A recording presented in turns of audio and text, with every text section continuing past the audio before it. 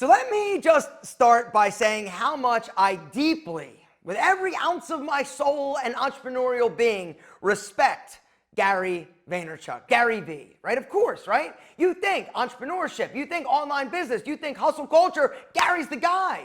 But Gary's also the guy that made me feel really bad about what I was doing or what I wasn't doing, because I wasn't working as hard as I saw Gary working. And it made me feel like I was a failure. It made me feel like I was a slack ass because I wasn't working 8 days a week. I didn't have 27 people following me. I didn't have a team of people creating content, and I wasn't blasting my message on 27 platforms 27,000 times a day. It wasn't me. It made me feel like I was doing something wrong. And this is one of the reasons why I stopped consuming a lot of Gary's content. You know, Gary is a pioneer and somebody, like I said, I deeply, deeply, deeply respect. But this whole hustle culture kind of mindset, I think it can be good, but it also can be very toxic and bad if you're not working or hustling for the right reason, or you're just working just to work and you're never taking time off to decompress, or you're not putting things in perspective. All right, I would go through phases of watching Gary Vee. The last thing that I really kind of consumed, or I should say the reason why I stopped last time, was the whole NFT thing that he was doing. Now, I'm not saying it's a scam. I'm not saying that NFT or cryptocurrency isn't amazing, but for me, I don't understand it. Neither one of them makes logical sense, but I am just being honest. I am not somebody that you should be taking any advice from in terms of investments. You just shouldn't. You shouldn't take my word for it. You got to figure it out for yourself. But cryptocurrency, one of my good friends, Christian, my video editor, right? He had been telling me about cryptocurrency long ago, right? He's like, dude, you got to get into this. You got to do this. And he bought in at like $50 a Bitcoin, right? And he's been super, instrumental in like teaching me and helping me understand. And he helped his uncle who buy like $1 gazillion worth of Bitcoin back then, and he's worth like $1 billion. Like, I get all that, but I never understood it, if I'm being honest. And I'm always like, wait a second, why? What do you need it for? Oh, to deregulate the bank, there's blockchain and all that. I'm like, but what's the problem that it actually solves for? I never understood. And so I did my own research. I watched documentaries. I watched a bunch of videos, and I still never got it. I'm like, okay, other than buying drugs online, like, what is the real benefit of this cryptocurrency? I just never understood it. Not saying that it's not 100% legitimate and all that, but for me, it just didn't feel right, right? For me, I would rather invest in things that I can like touch and see, like real estate. And I'm also not somebody that loves investing in the stock market, if I'm being completely honest. But when he did the NFT thing with his V friends, and then he was pushing the NFT narrative so hard for so long, it made me go, I felt a little bit dirty.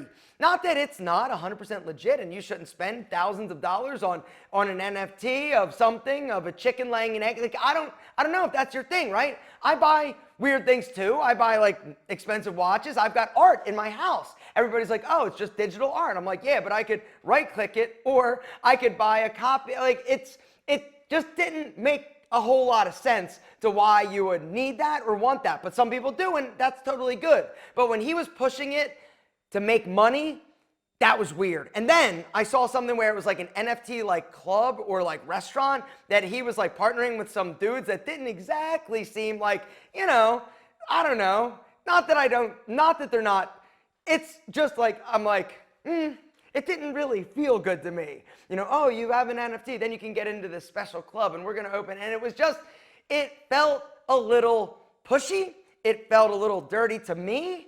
And I didn't understand it. But that being said, I'm not that smart. I've had friends that have paid to go to Gary's, headquarters and do like a one-on-one sit down and have him tell them, what they needed to do and how they needed to do X, Y, and Z. And like, I've known a lot of people that have really like drank the Kool-Aid.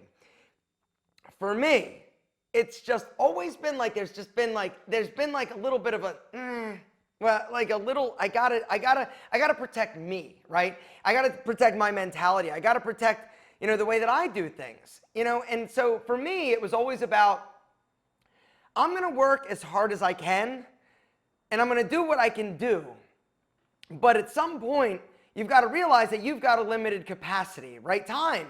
It's our most valuable asset. time is your most valuable resource, right?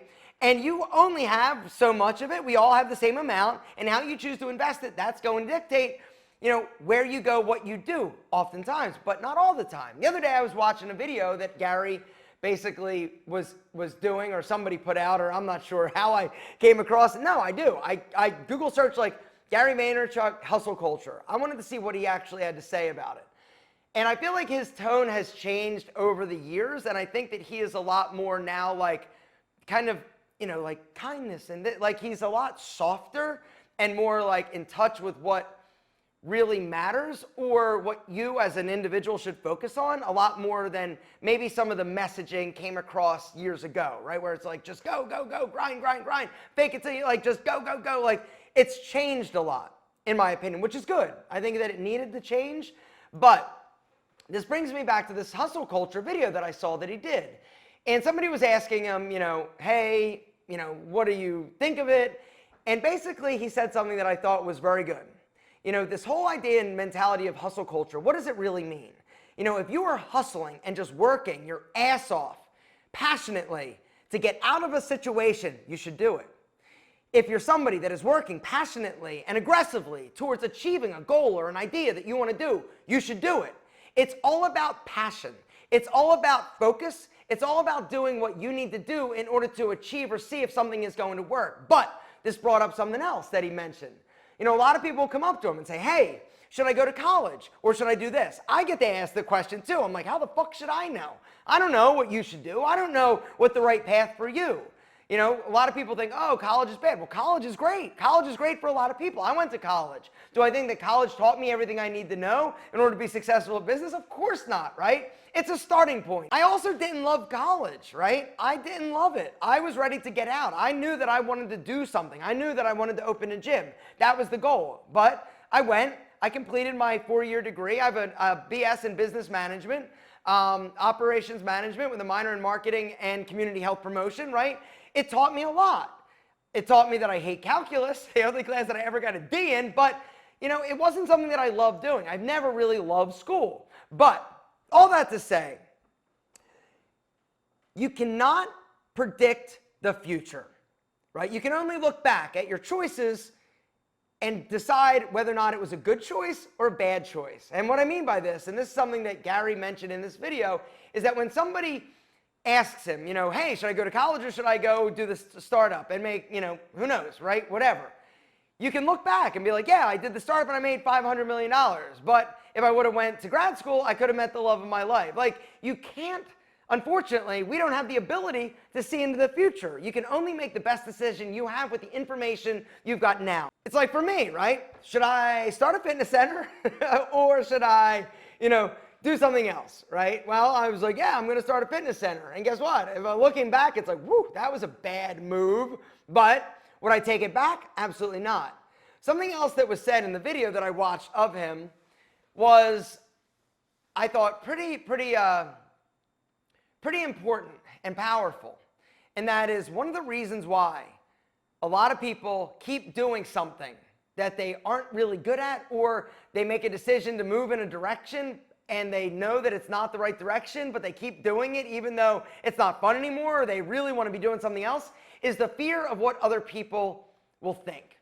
And this is something that I do want to talk about, right? His answer was, oh, just don't care what people think. It's like, oh, thanks, Gary. So insightful, so easy to do, right? How the fuck do you not care what other people think? No matter how much you may know it, no matter how many times you hear it, we are who we are. And there's a piece of probably all of us that does worry about what other people think of us. Now, if that fear is holding you back from doing something amazing, or you're not trying or striving or going after what you want because you're worried about potentially failing, potentially having to tell people, hey, it didn't work, then that's a huge problem. I honestly don't worry about failing at this point. I've failed like so monumentally with my fitness center and my bankruptcy and everything that it's like, all right, what's the worst thing that can happen? I'm driving a beer cart and I'm broke and I'm buying bank. Okay, did that. It sucked. Yes, it was embarrassing.